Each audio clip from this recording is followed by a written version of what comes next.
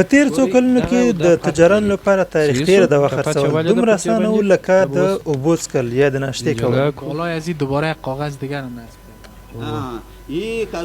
هنا سایکوسیس دلیل ته غوږ ونیسئ ملګرو. برم خط زده په 2014 کال کې دا تاریخ تیر شوی دی.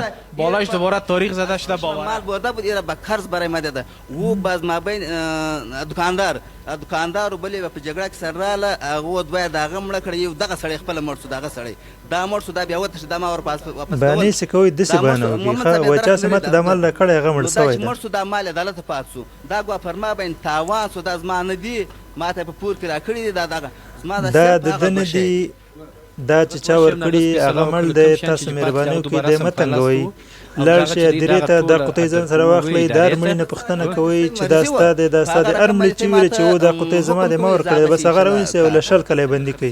دته څه مه وایئ دا ډېر مسلمان سړی دی.